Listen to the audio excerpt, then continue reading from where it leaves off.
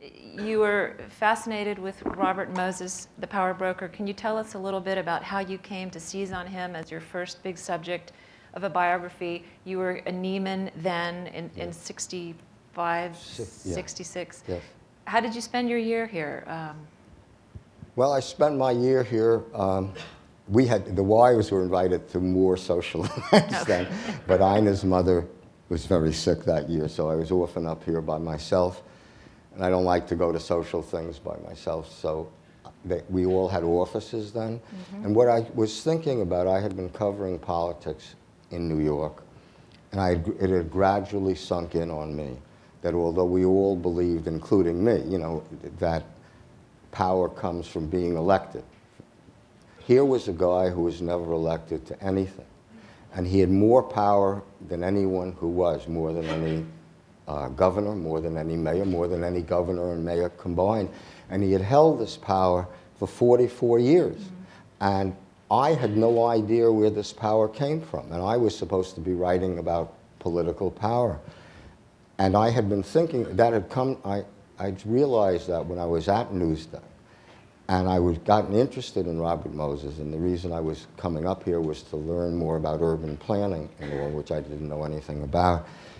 But when I spent a lot of evenings thinking, and what I realized was I couldn't possibly do this in the context of daily journalism. I would have to do a book. So I wrote a book proposal, and that's got the world's smallest contract. And that's what I did. And you pursued this at great personal cost. You and your wife ended up selling your house to subsidize this project. Yes. How did you come to that decision and to have that, to pursue something at that cost? Yeah, well, that's a good question. I mean, part of it was simply I had no idea how long it was going to take. So the contract was too small. We didn't really have, I was a reporter. We didn't really have any savings to speak of. Yeah. So I couldn't quit. So for some months, I was trying to start the book while I was still at Newsday. And I wasn't getting anywhere, at all with that. And then I heard there used to be this wonderful grant they gave. It was called the Carnegie, the Carnegie Corporation, Carnegie Foundation, the Carnegie Fellow in Journalism at Columbia University in the journalism school. And what they did was they paid one reporter at a time his salary for 1 year, gave him an office there while he wrote a book. And I was sure I could finish this book in this year. In fact, I told Ina we had always wanted to go to France. So I said, oh, I have this schedule. I'm going to be done in 9 months. We're going to get 3 months in France. But at the end of the year, of course, I had hardly started, And, we were really broke.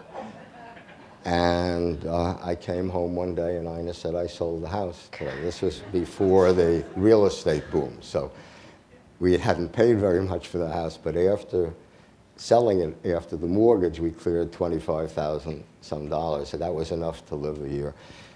But then I was still only, starting. So when you ask about that, you really say it was, it was years of being broke until then I got a different publisher, because my first publisher wasn't really interested in the book. And then it got easier for me.